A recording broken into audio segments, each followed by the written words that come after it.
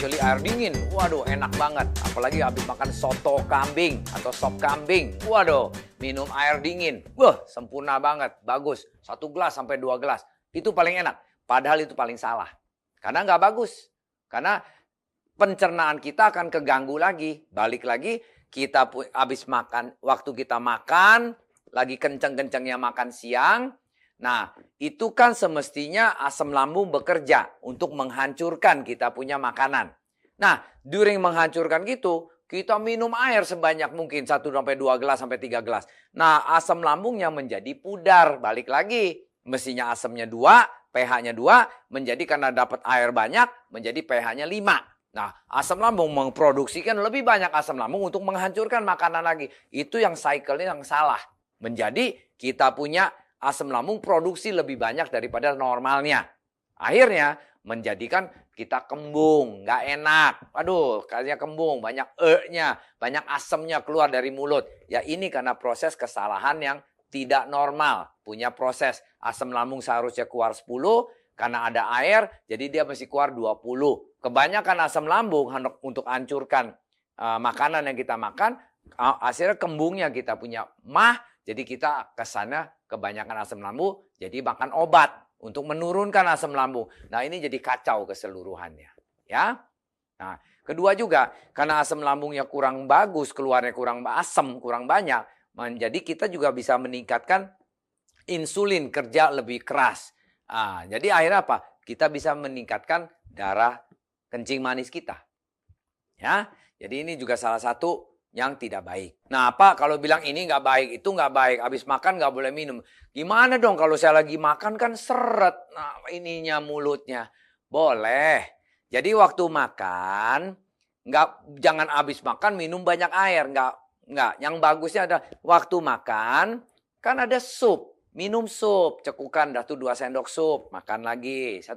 Itu salah satu alternatif. Kedua, yang baik sesudah habis makan tunggu 1-2 jam baru minum air. Yang 1 gelas atau 2 gelas. Itu juga oke. Atau sebelum makan 40 menit kita udah minum air dulu. Lancarkan kita punya mahnya atau dicuci, dikuras dulu, bersih-bersihin dulu. Dengan air kita buangin kotoran-kotorannya atau detoxnya, baru kita makan. Waktu makan, minum sedikit sup, campuran sup sedikit-sedikit, ambil makan, sup. Sudah habis makan, diam.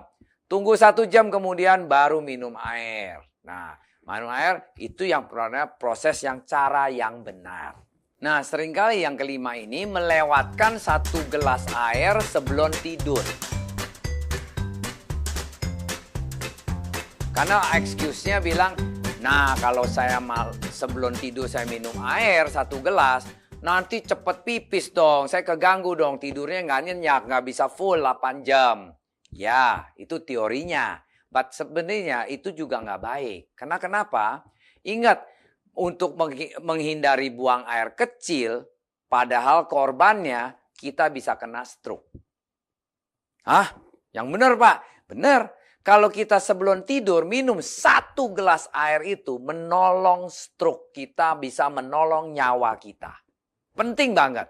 Nah, dengan adanya begitu, karena waktu kita walaupun resikonya dengan minum 1 gelas air itu, kita akan bisa kencing pada malam hari sekali. Ya, dengan kondisi, kalau kita kondisinya bagus, prinsipnya sih nggak mengganggu. Seperti anak muda. Kalau dia minum air sebelum tidur, tetap pagi-pagi cuma kencingnya sekali. Ya, nah kalau udah berumur, ya mungkin di tengah malam kita kencing sekali. Ya, karena udah nggak tahannya, nggak bisa tahan. Lain sama ketahanan anak muda. Cuman dengan kita minum 1 gelas air ini, kita bisa menolong kita sendiri, badan kita nggak bisa kena stroke. Menghindari kena stroke. Kenapa? Ada teorinya. Waktu kita tidur, biasanya kita pakai selimut, atau kalau nggak tidur juga, kita biasanya bisa keringetan. Badan kita selama 7-8 jam itu mengeluarkan air, cairan dari badan kita. Nah dengan mengeluarkan cairan itu, kita punya tekanan darah akan naik. Karena kekurangan air di badan kita. Selama 7-8 jam kita nggak minum loh. Tidur loh. Kelihatannya tidur kan santai. Ya betul. Padahal kita punya badan menguapkan cairan yang di badan kita itu. Dengan airnya berkurang, otomatis tekanan darah kita naik. Nah, waktu kita dengan naik itu, kalau kita minum air 1 gelas sebelum kita tidur, semestinya yang uapnya itu dikompensasi supaya badan kita tidak dehidrasi. Dengan tidak dehidrasi, menstabilisasikan tekanan darah kita di masa tidurnya kita. Jadi pas kita bangun, kita menghindar jadi tidak kena stroke. Nah, kalau orang tidak minum, pas bangun darah tinggi lagi tinggi, badan dehidrasi, kekurangan air, nah tekanan darah tinggi, resiko stroke-nya jauh lebih besar. Makanya sering banyak orang bilang, wah banyak orang kena stroke tuh pada pagi hari, pas bangun tidur, atau pas malam hari lagi tidur. Nah itu masalahnya karena tidak mau minum air 1 gelas sebelum tidur. But ingat, airnya harus air hangat, jangan air dingin. Ya, itu salah satu faktornya. Nah, ini ada research dari American Journal. Ya, di tahun 2002 dia bilang begini. Segelas air minum sebelum tidur akan meningkatkan sirkulasi darah dan mencegah serangan jantung pada pagi hari. Nah, ini research loh, bukan saya yang ngomong loh. Ya, kedua, 8 gelas air minum sehari bisa mencegah serangan jantung. Air dapat membantu pencegahan penyakit jantung yang fatal. Nanti kita bicarakan air terapi ya. But ini hari kita bicarakan dulu. Ini dari riset sudah ada 3 faktor tadi. Nah sekarang kita seringkali di malam hari lagi tidur nyenyak-nyenyak, mendadak mau kencing.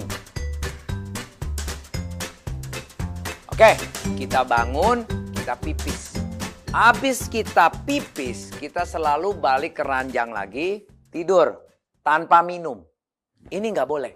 Yang bagus adalah habis pipis, kita sebelum tidur ke ranjang lagi, kita harus minum 2 cekuk atau 3 cekuk, maksudnya glek air hangat.